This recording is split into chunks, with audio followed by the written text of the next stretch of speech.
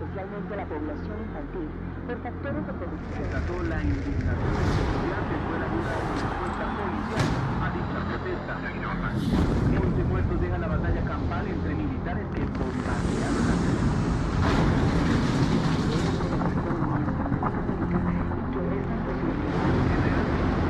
El drama de los jóvenes desaparecidos en el país.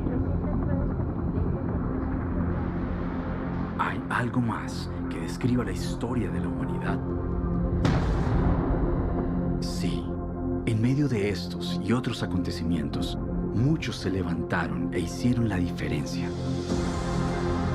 Frente a la injusticia y la segregación, una persona retó un sistema y transformó una nación. Frente a la ceguera espiritual de la época, una persona desafió la tradición y rescató el valor de la relación personal con Dios. Frente a la desigualdad de derechos, una persona se convirtió en un símbolo de transformación y resiliencia. Frente a una situación de hambre y escasez, una persona ayudó a mitigar la pobreza de toda una nación. Frente al distanciamiento social, una persona ideó la manera de conectar nuevamente al mundo.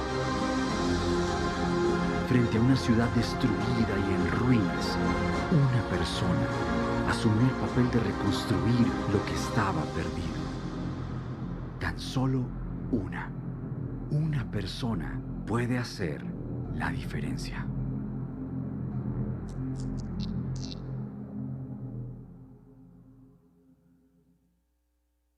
Una persona puede hacer la diferencia. En esta serie, que culmina hoy, hemos hablado de personas sencillas, comunes y corrientes, como nosotros, personas que en medio de su debilidad, fragilidad, tenían algo en común. Estas personas confiaron en el Señor en medio de un momento difícil, del momento difícil que les tocó vivir a ellos. Hoy, para terminar esta serie, queremos cerrarla con una persona, pero una persona muy singular a lo largo de la historia de la humanidad, la persona de Jesús. Ahora usted me dirá, pero Jesús es Dios. Sí, Jesús Dios, 100% Dios, se levantó de los muertos, perdona pecados, pero Jesús como hombre tuvo una entrada singular a esa tierra, pero ese hombre tuvo hambre, tuvo sed, tuvo sueño, fue tentado igual que nosotros en todo, dice la palabra de Dios, solo que a diferencia de nosotros, Él sin pecado. Pero Jesús como hombre vivió lo que todos nosotros vivimos y Jesús también vivió un momento difícil. Cuando Jesús nace en un momento de la historia bastante particular. Había un imperio de turno también, ojo, un imperio que estaba oprimiendo a su pueblo. Su pueblo era tributario a este imperio, el imperio romano. Este imperio poderoso, recuerde, todos los caminos conducen a Roma.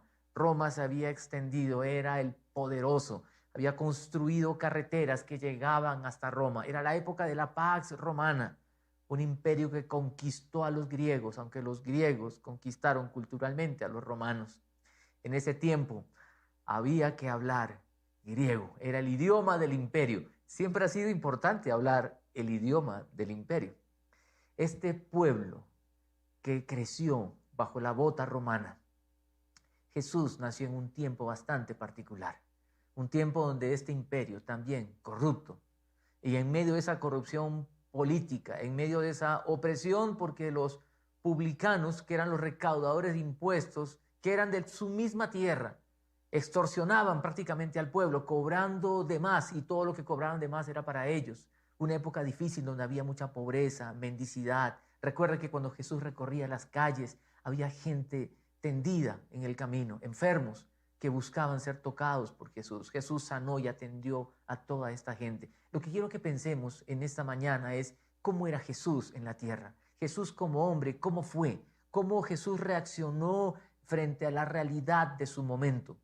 En medio de esa época tan difícil, en medio de esa época de opresión, además de esto, se sumaba la opresión religiosa, porque esta gente que vivía en medio de esa situación de dolor, los religiosos también estaban corruptos y también imponían una presión sobre la gente, que tenían que vivir de esa manera y cumplir ciertas reglas. ¿Se imagina eso? La gente que tenía que cuidar bien, lastimando y causando dolor al pueblo. Por tanto, era un pueblo que estaba en medio de una corrupción política, social, económica, religiosa. En medio de ese tiempo, en tan solo 3 años de vida pública, causa realmente toda una revolución. Lo que quiero que pensemos es cómo era ese Jesús.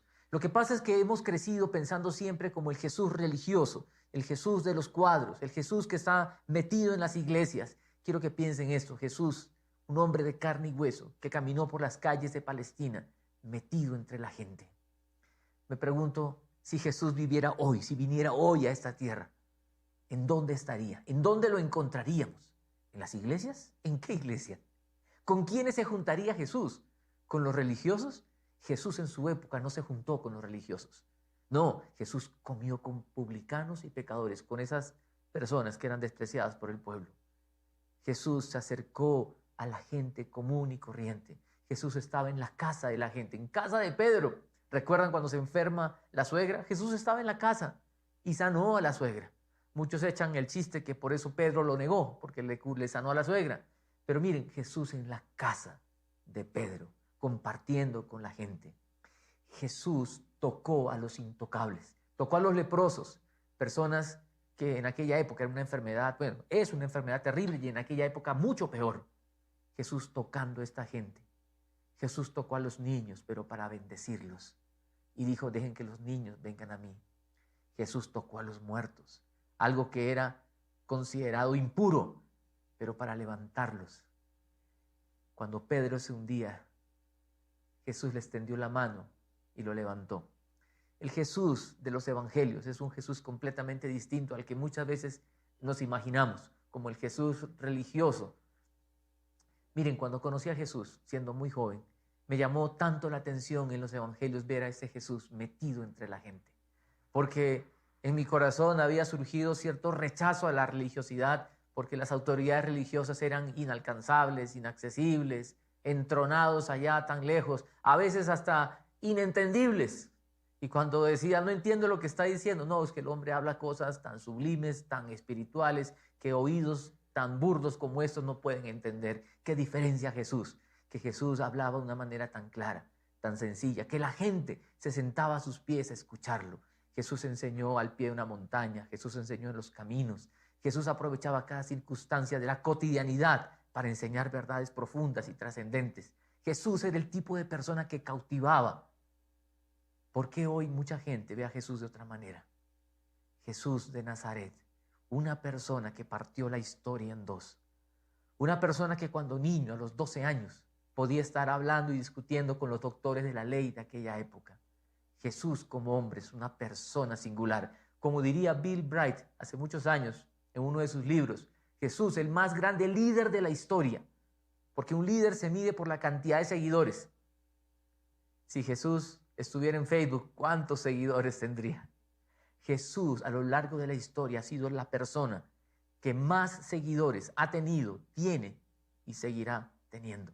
El más grande líder de la historia. Este mismo autor, Bill Bright, dice, el más grande maestro, porque sus enseñanzas han influenciado, han impactado a la humanidad y lo siguen haciendo hoy.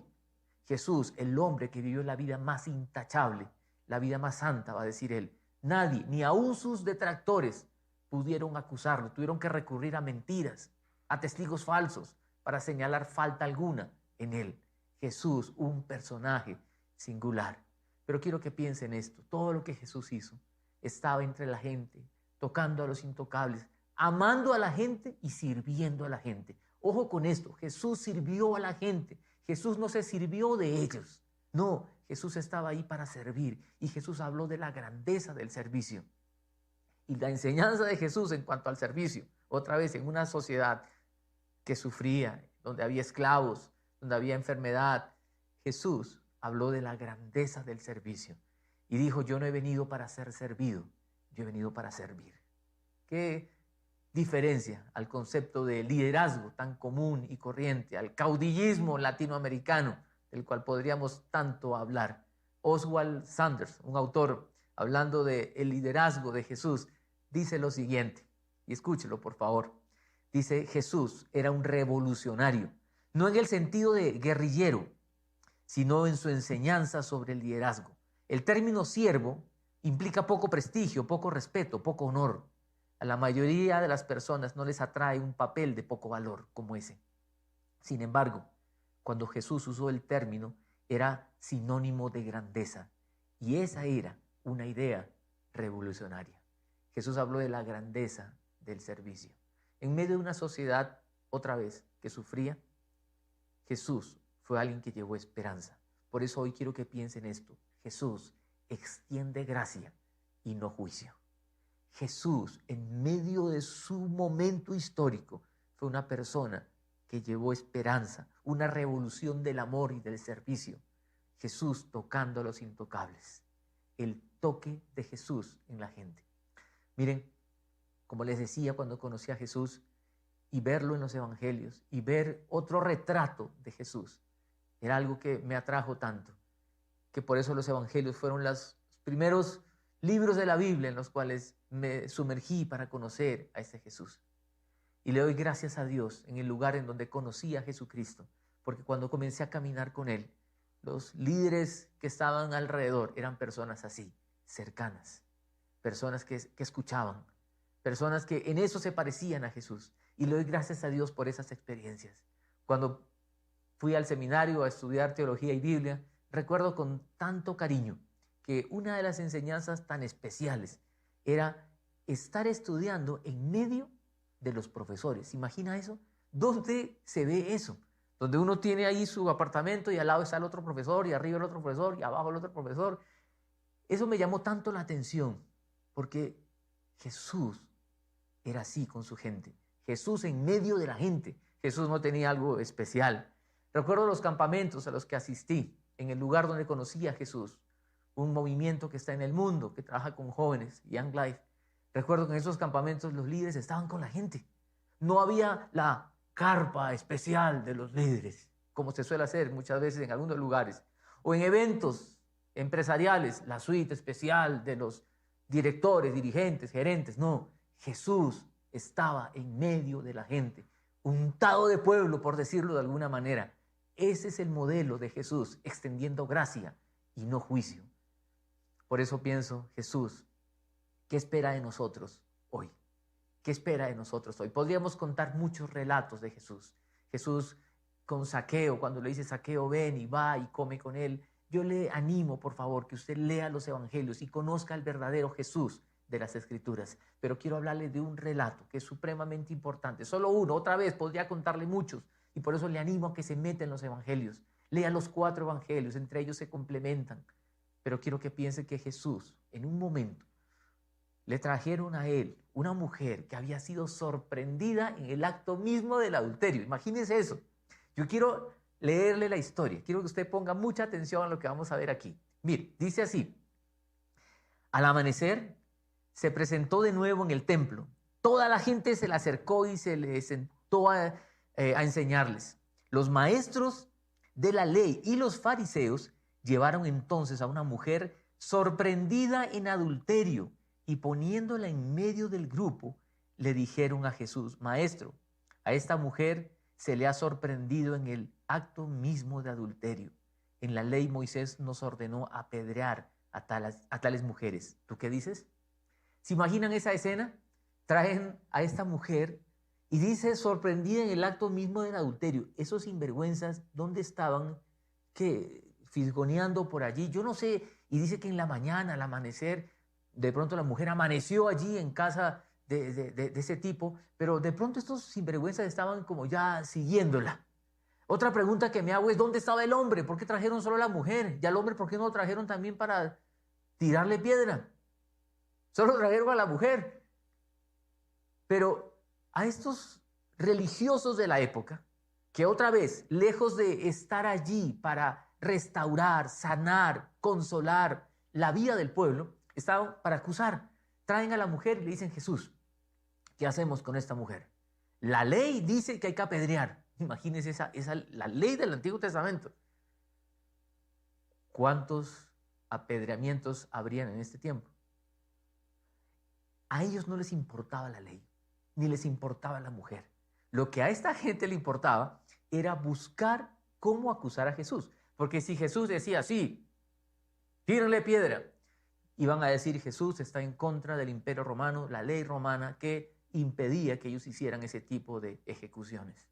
Y si Jesús decía, no le tiren piedra, por favor, iban a decir, Jesús está en contra de Moisés, de la ley que nosotros hemos recibido. Lo que ellos querían era tenderle una trampa a Jesús.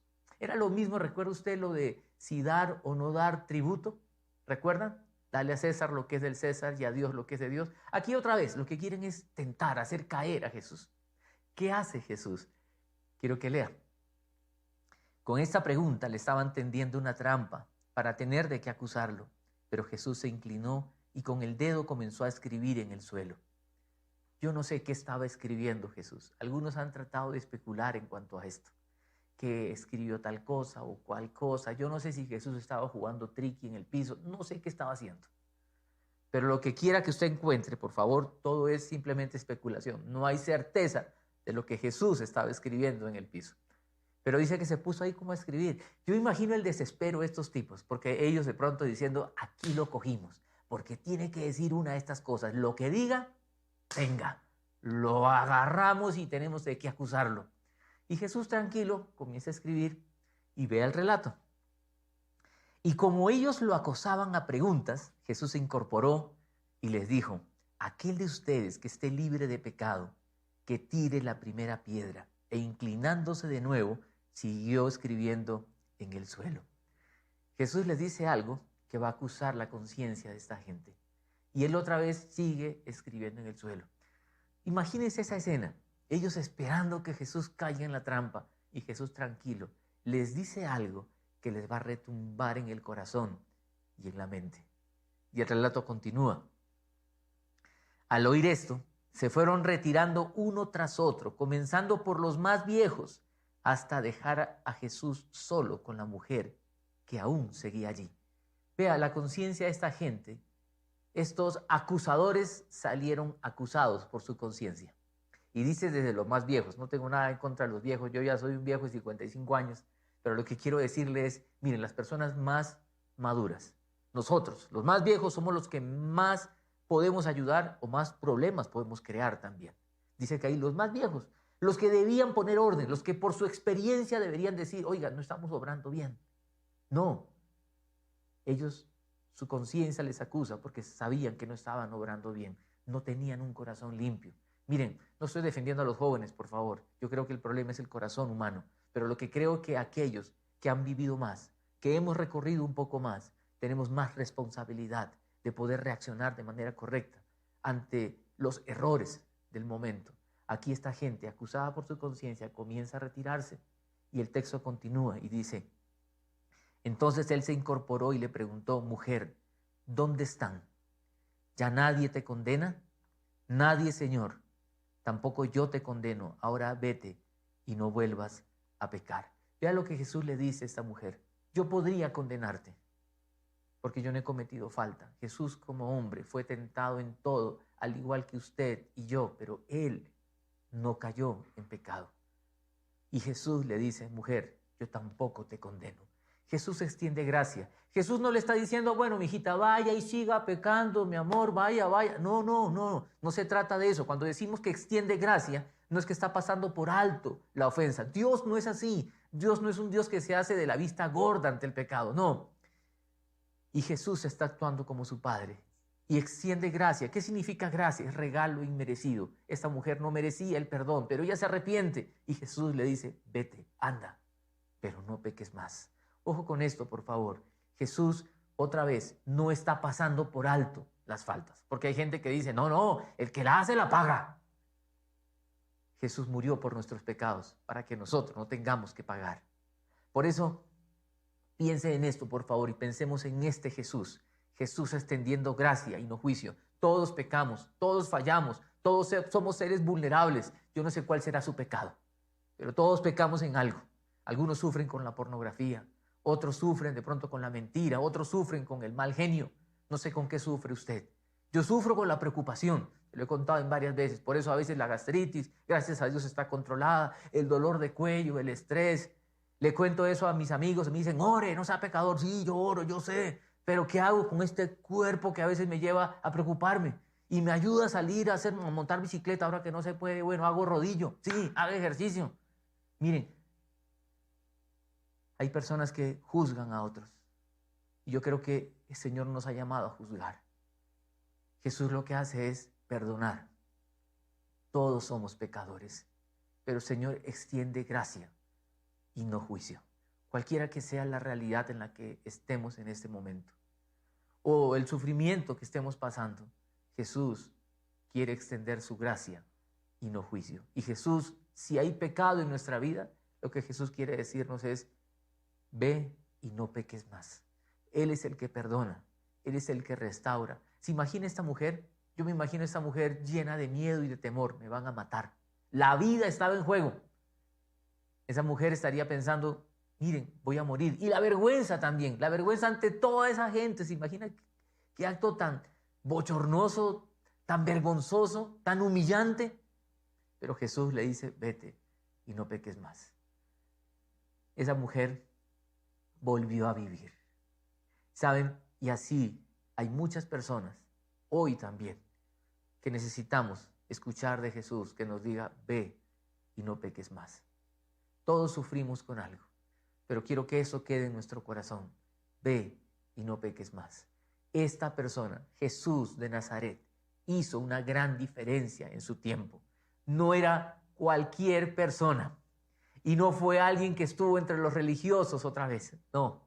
Por eso pienso que si Jesús estuviera hoy aquí en Bogotá, Él no estaría metido en las iglesias, Él estaría en la calle, en las casas, en la plaza del mercado, estando con la gente, tocando a la gente, tocando a los intocables y diciéndole a la gente, arrepiéntanse porque el reino de los cielos se ha acercado.